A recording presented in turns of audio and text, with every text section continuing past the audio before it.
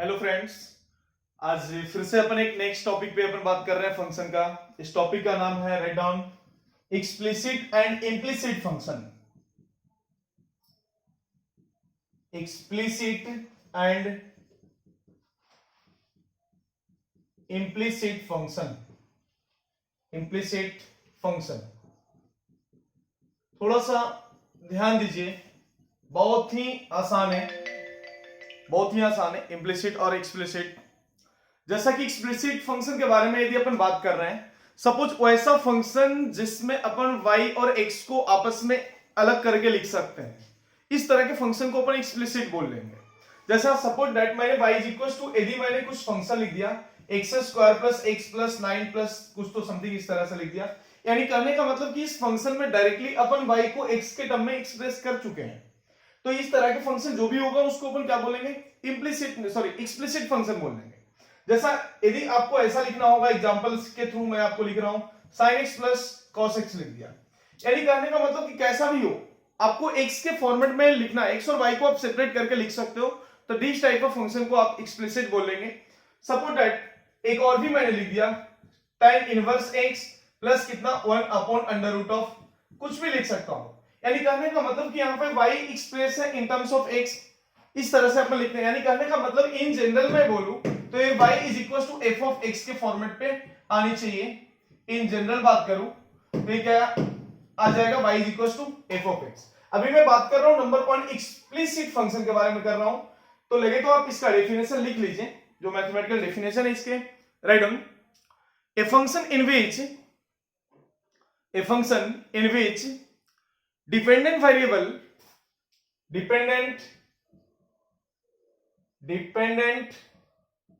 Variable.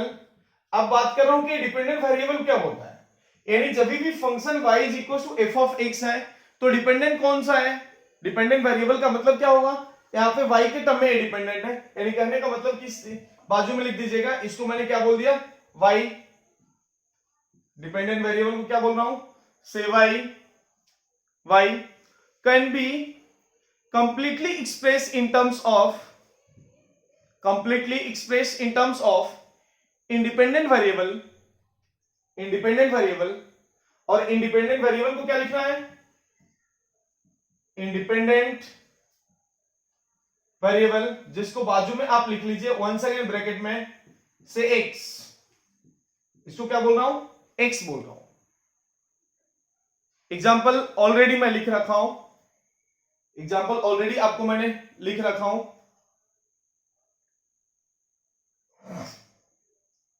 ये हो गया आपका एक्सप्लिसिट फंक्शन। अब मैं बात कर रहा हूं इम्प्लिसिट फंक्शन की, तो थोड़ा सा ध्यान रखिए कि मैं इसको एग्जांपल के थ्रू जिस तरह से मैंने आपको बताया, तो इम्प्लिसिट फंक्शन भी बहुत ही बेसिक सा है, यानी कहने का मतलब कि उसमें x और y को आप अलग नहीं कर सकते हो। यदि कुछ फंक्शन आपको इस तरह से गिवन होगा, तो नेक्स्ट वन में मूव कर रहा हूं इम्प्लिसिट फंक्शन के बारे में। थोड़ा सा फंक्शन में इसका इंट्रोडक्शन दिया हुआ है, implicit, explicit and next one homogeneous, bounded, ये सारे का इंट्रोडक्शन मैं आपको बता देता हूं, क्योंकि इस पे एग्जांपल्स अभी नहीं बनते हैं, इस पे एग्जांपल आपको इसका यूज डिफरेंशिएशन वगैरह में मिल सकता है, आगे अपन इसका यूज करेंगे, बट मैं अपन जानते हैं सबसे पहले कि क्या होता है इम्प्लिसिट के बारे में। यानी कहने का मतलब कि ऐसा फंक्शन जिसको अपन x और y को अपन अलग अलग नहीं कर सकते हैं। जैसा कि मैं कुछ एग्जांपल आपको यहां पे लिख रहा हूं, एग्जांपल दे रहा हूं, suppose x square plus x y plus y square हो गया।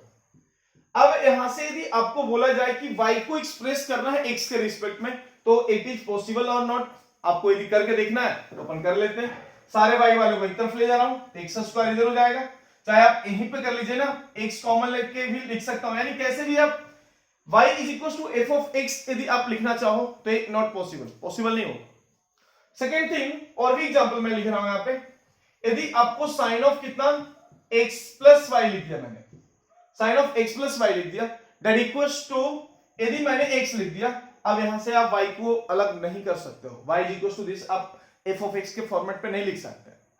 सेकेंड थिंग, नेक्स्ट यदि बात कर रहा हूं तो एक cos of x y plus y minus x that equal to 0 दिया रहेगा, तो भी जाके आप y को x के टर्म में आप नहीं लिख सकते हैं। और भी यदि एग्जांपल मैं कुछ बोलूं, तो एक और भी एग्जांपल मैं दे रहा हूं, y into e raise to x plus x into e raise to y, x into e raise to y minus 1 या प्लस 1 दैट इक्वल्स टू 0 लिखा, तो भी आप यहां से x को y के फॉर्मेट पे आप नहीं लिख सकते हो। यानी कहने का मतलब कि यहाँ पे ये जो फॉर्मेट होगा आपका, इन जनरल बात करूं मैं सारे एग्जांपल को लेकर के, तो इन जनरल बात कर रहा हूं, यानी f ऑफ x, y ए क्या होगा गिवन 0 के बराबर होगा। तो इन जनरल यदि अपन बात करते हैं तो इन जनरल में इसके रिजल्ट इतने बन जाते हैं। इन जनरल इस क्या होगा, f ऑफ x, y क्या होना चाहिए 0 के बराबर होना चाहिए। यानी कहने का मतलब इसका जो बेसिक डेफिनेशन आप लिख सकते हैं, right on, a function in which dependent variable लिख दीजिए बाजू में, y इसको अपन बोले से y can not be express completely in terms of independent variable. यानी डिपेंडेंट वेरिएबल को अपन इंडिपेंडेंट वेरिएबल में एक्सप्रेस नहीं कर सकते हैं, ध्यान रखिए। तो इसको अपन क्या बोलेंगे, इंप्लिसिट फंक्शन बोलेंगे। इसका एग्जांपल भी मैंने लिख दिया और इसके इन जनरल भी अपने बता दिया। अब इसी फंक्शन में मैं नेक्स्ट मूव कर रहा हूं, नेक्स्ट टाइप ऑफ फंक्शन में मूव कर रहा हूं, होमोजेनियस फंक्शन में मूव कर रहा हूं। तो next one heading is homogeneous function. मैं नेक्स्ट फंक्शन में होमोजेनियस के बारे में आपको बताने जा रहा हूं कि क्या होता है होमोजेनियस फंक्शन। तो थोड़ा सा आप समझिए मेरी बातों को। कभी भी डिग्री की बात किया जाए, डिग्री का मतलब पावर की बात किया जाए, वैसा इक्वेशन, यानी कहने का मतलब कि इक्वेशन आपका f ऑफ एक्स वाई के ही फॉर्मेट में होना चाहिए, इज इक्वल टू 0 के फॉर्म में होनी चाहिए, बट इसके डिग्री सेम होनी चाहिए। डिग्री सेम का मतलब पावर सेम होनी चाहिए। सपोज दैट एक एग्जांपल मैंने ले लिया, एक एग्जांपल यदि मैं लिखूं 3x² माइनस xy प्लस कितना y² की बात कर रहा हूं, दैट इक्वल्स टू 0। अभी आपको एक बात पता लग रहा होगा कि इसके हाईएस्ट डिग्री कितना है, मतलब पूरा डिग्री यदि देखा जाए तो कितना डिग्री का इक्वेशन, यानी कितने पावर इसका हाईएस्ट कितना है वो देखिए। यहाँ पे 2 है, x का यहाँ पे 1 है, y का 1 है, ये भी मिलकर के कितना हो रहा है 2 डिग्री बन जा रहा है, और ये भी 2 डिग्री बन रहा है। यानी कहने का मतलब वैसा इक्वेशन जिसके पावर सभी टर्म में सेम होनी चाहिए, तो उस तरह के इक्वेशन को डायरेक्टली अपन बोलेंगे होमोजेनियस बोलेंगे। अब मैं आपसे एक बात पूछूं कि नॉन होमोजेनियस फिर क्या होगा। सपोज दैट यदि मैंने ऐसा लिख दिया 3x² plus 2xy minus y² plus x minus y plus 3 that equals to 0 मैंने लिख दिया, तो थोड़ा सा आपको समझना है, नॉन होमोजेनियस फॉर्म भी आपको समझ लेना है। यानी कहने का मतलब कि उसमें डिग्री सेम नहीं होगा।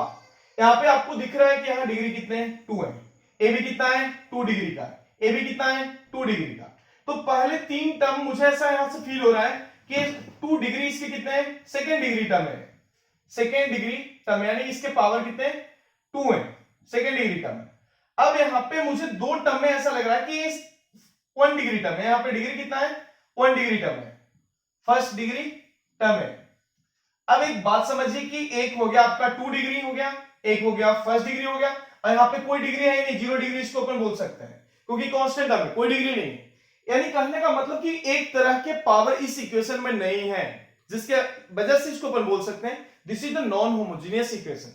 इसका बात कर रहा हूं, ये क्या हो जाएगा आपका non homogeneous equation, homogeneous equation. अब मैं बात करूं इसके डेफिनेशन पे बात करूं, होमोजेनियस के डेफिनेशन पे बात करूं, मैंने एग्जांपल के थ्रू आपको समझा दिया सारी चीजें।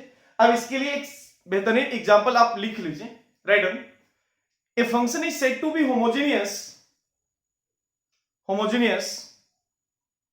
a function is said to be homogeneous when each of its terms is of same degree, is of the same degree with respect to those variables,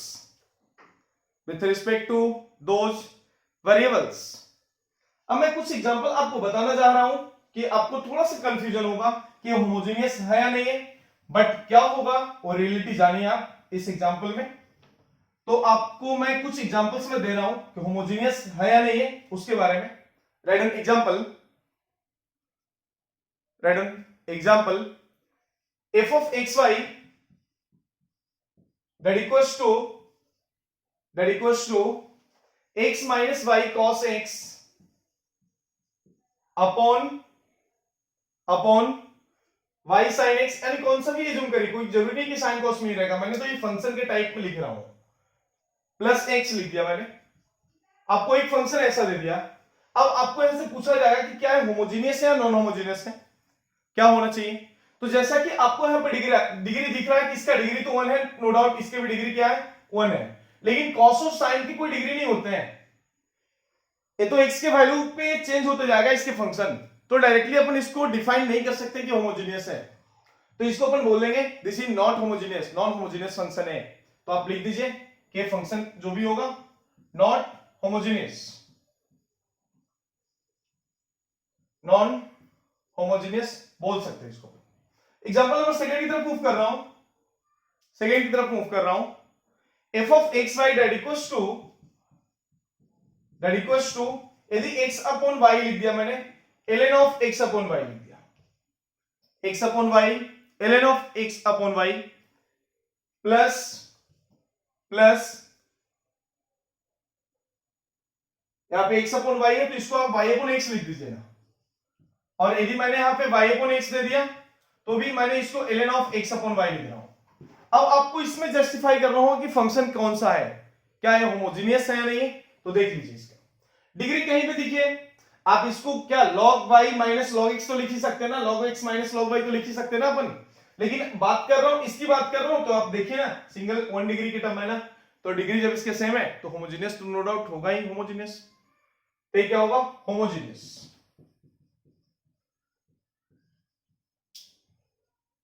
homogeneous. मैं थर्ड इक्वेशन की बात कर रहा हूं, एक और भी एग्जांपल दे रहा हूं पहचानने के लिए, पहचानने के लिए दे रहा हूं,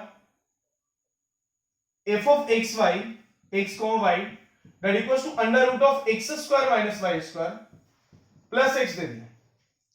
अब इसका डिग्री की बात कर रहा हूं, आपको ऐसा लग रहा होगा कि इसका डिग्री 2 है, बट एक बात जरूर ध्यान रखिए कि स्क्वायर रूट में है, और जब ये स्क्वायर रूट में है तो डिग्री 2 नहीं है, यानी कहने का मतलब बाहर निकलने के बाद 1 डिग्री के टर्म ही बनेंगे, और जब 1 डिग्री के टर्म बनेंगे तो आप ये बात ध्यान रखिए कि इसके डिग्री भी सेम है, और जब डिग्री सेम है तो इसको भी अपन क्या बोलेंगे होमोजीनियस बोलेंगे, ए भी क्या हो जाएगा होमोजीनियस हो जाएगा। बस आपको यहां पे आइडेंटिफाई करना है कि होमोजीनियस क्या होगा, इंप्लिसिट एक्सप्लिसिट क्या होगा, ये सारी चीज आपको यहां पे बस जस्टिफाई करना है कि फंक्शन एक कौन सा है, इतना आना चाहिए। बाकी इसका इस टाइप के फंक्शन का डिटेल डिस्कशन अपन डिफरेंशियल इक्वेशन में भी करते हैं, और यहां से आपको डिफरेंशिएशन में भी इसका यूज मिलेगा आपको। नेक्स्ट में मूव कर रहा हूं, नेक्स्ट टाइप ऑफ फंक्शन में इसी में मूव कर रहा हूं, एक हेडिंग दीजिए बाउंडेड फंक्शन, हेडिंग दीजिए bounded function. Next move to next function, simple definition, इस पे एग्जांपल्स नहीं आते हैं फंक्शन में, इसका यूज कहीं कहीं आता है, बाउंडेड बाउंडेड फंक्शन। अब एक बात समझिए, मैं वंस अगेन आपको एग्जांपल के माध्यम से इसको लेके जाना चाह रहा हूं, सुनिए आप, जैसे कि आपको यदि sin x cos x की बात किया जाए, मैं मान लेता हूं कि अपना sin x ही है, तो sin x किसके बीच में बाउंडेड है, यानी -1 के 1 के बीच में बाउंडेड है, यानी आपको ये बात क्लियर हो गया होगा कि बाउंडेड क्या होता है, यानी ऐसा जो भी फंक्शन जो कहां मतलब किसके किसके बीच में वो बाउंडेड है, आपको पता है कि -1 से 1 के बीच में ही बाउंड कर रहा हूं, तो इस तरह के फंक्शन क्या होगा बाउंडेड फंक्शन होगा। तो आप लिख लीजिए, इसका डेफिनेशन लिख लीजिए, a function is said to be bounded, a function is said to be bounded if mod of function f of x is less than equals to m। क्या है m, कोई एक फाइनाइट क्वांटिटी है, मैं लिख रहा हूं less than equals to m, यानी कहने का मतलब इस फॉर्म पे होनी चाहिए, where m is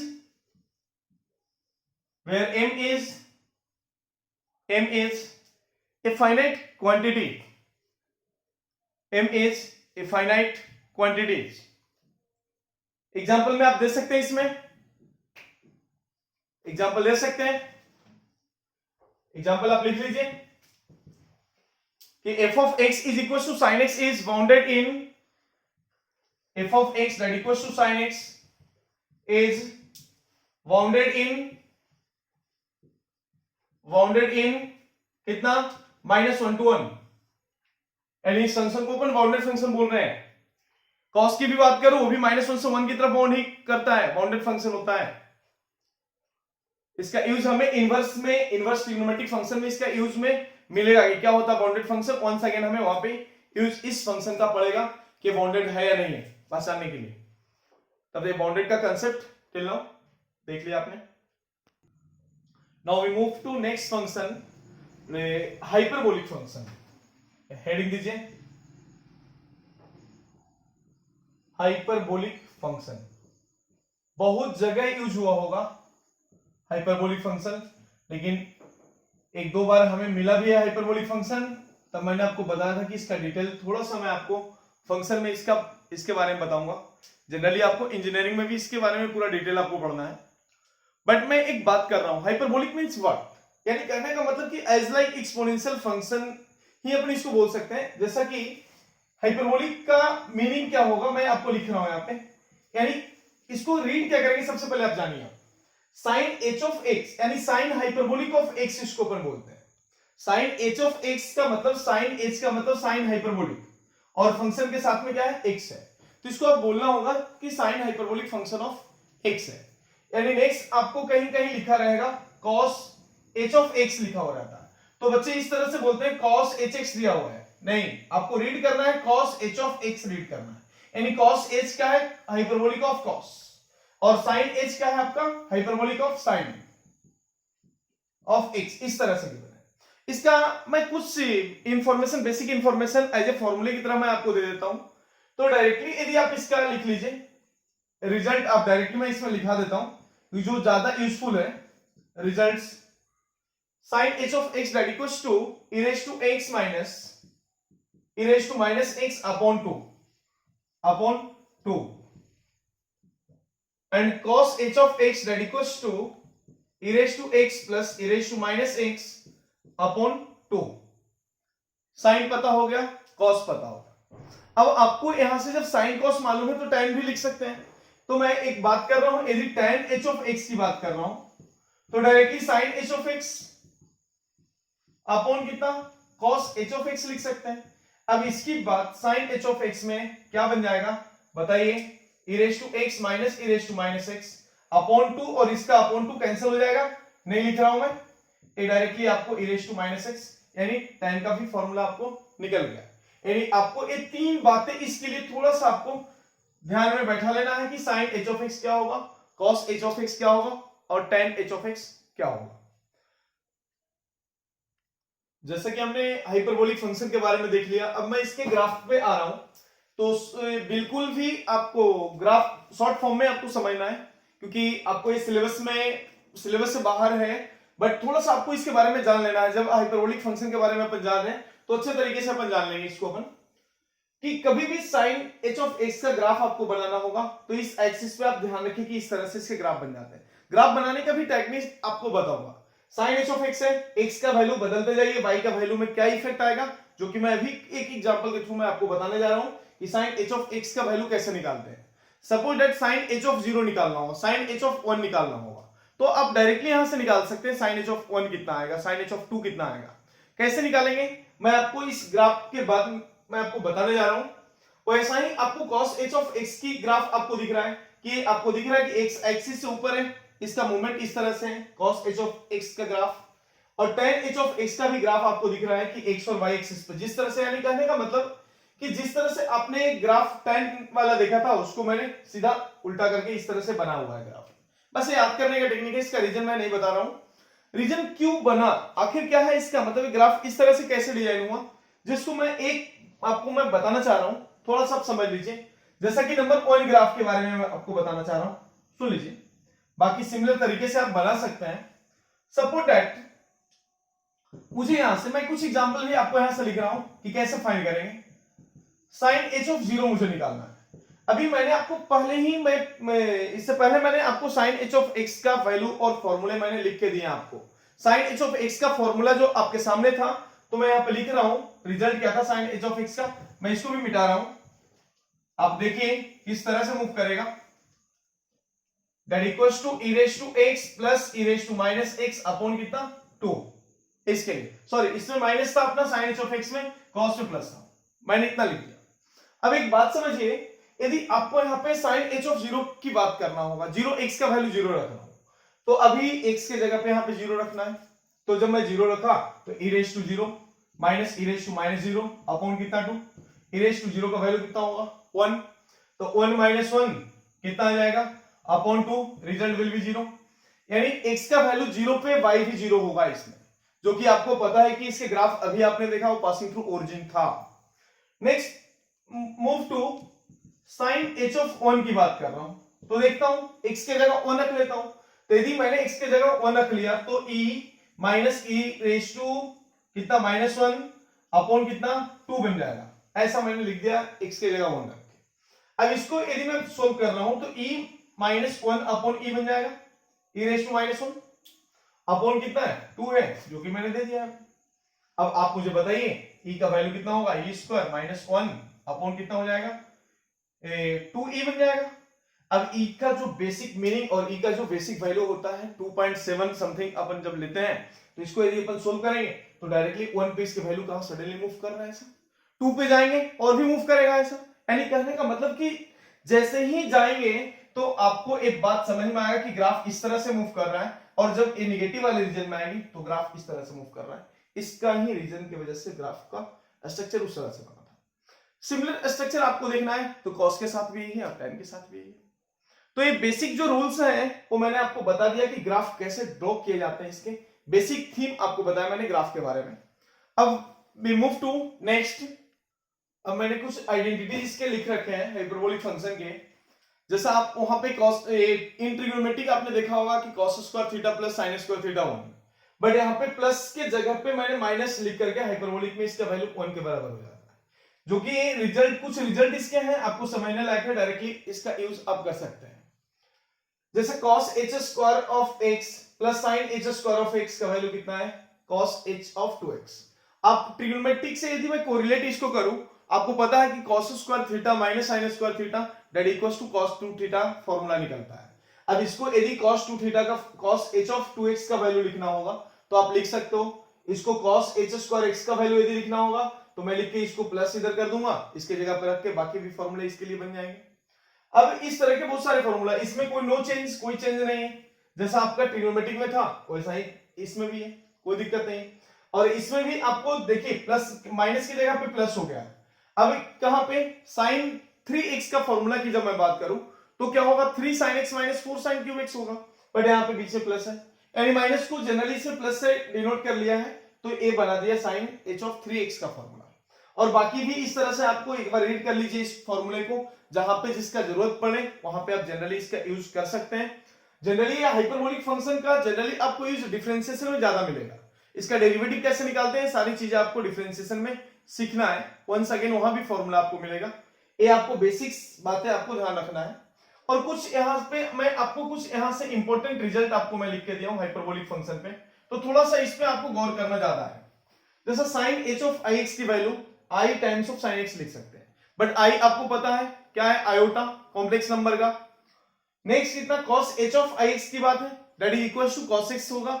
ये पॉइंट आप याद रखें तो भी चलेगा, कोई दिक्कत नहीं है, क्योंकि इसका यूज हमें कहीं ना कहीं मिलता ही नहीं। अब नेक्स्ट बात कर रहा हूं tan h ऑफ ix का वैल्यू i tan x हो गया। नेक्स्ट वन sin ix का value i times of sin hx होगा। आप इसको डायरेक्टली प्रूव भी कर सकते हो, आप इस सभी एग्जांपल को प्रूफ कर सकते हो। प्रूफ करने का भी तरीका मैं आपको बता देता हूं कि जैसा आपने sin h ऑफ x का बेसिक फॉर्मूला जो आपने देखा e raise to x minus e raise to minus x upon 2, और cos का भी देखा आपने, तो इस फॉर्मूले की जगह पे आप रख के डायरेक्टली उसका, लेकिन यहाँ पे यूज होगा इसके लिए एक्सपेंशन का यूज होगा, जिसको अपन सर्कुलर फंक्शन बोलते हैं। मैं तो ज्यादा डिटेल में मैं नहीं आऊंगा उसमें, आपको बस ध्यान रखना है, एक पॉइंट को ध्यान रखना है। मैं ज्यादा डिटेल में ना आते हुए आपको बता रहा हूं कि इंपॉर्टेंट रिजल्ट्स हैं जो कि आपको इतना ध्यान में रखिए, जहां पे जिसका यूज होगा वहां पे आप डायरेक्टली कर सकते हैं।